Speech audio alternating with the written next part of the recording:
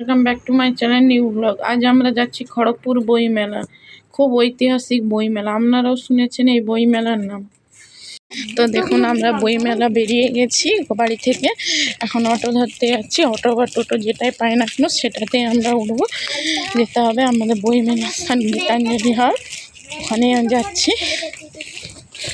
এই দেখুন আমরা অটো ধরার এখানে চলে এসেছি, এই যে অটো দাদা দাঁড়িয়ে আছে, আমরা এই অটোটাই চড়বো সবাই মিলে। দেখতে থাকুন। দেখুন আমরা অটো উঠে গেছি, অটো ছেড়ে দিয়েছি, আমরা এখন যাচ্ছি অটোতে করে খড়গপুর বই মেলা।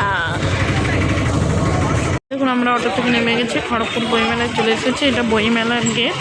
এই দেখুন বই মেলা, আমরা এখন বই মেলার মধ্যে প্রবেশ করছি। তো চলুন দেখা যাক আমাদের খড়গপুর বই মেলা দেখতে কেমন। দেখুন আমরা খড়গপুর বই মেলার টিকিট কেটে নিয়েছি, আমরা এখন বই মেলার মধ্যে ঢুকবো। এই যে বই মেলার গেট, আমরা ঢুকছি। দেখুন বই মেলার চারদিকে কত দোকান বসেছে, দেখতে হবে। দেখতে দেখুন কত দোকান বসেছে এখানে ভিতরে। কত খেলনা দোকান, কত বই দোকান। দেখুন এখানে গেঞ্জি দোকানে লেখা আছে ভূতের বিলোবার। এই যে বই দেখুন কত বইয়ের দোকান এখানে, দেখতে থাকুন কত বই, কত বই বই আছে, দোকান আছে এখানে।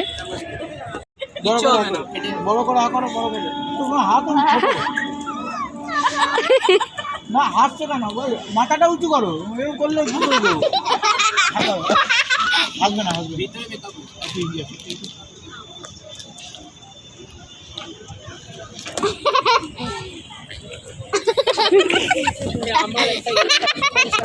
দেখুন বই মেলার ভিতরে এখানে ফাংশন হবার স্থান।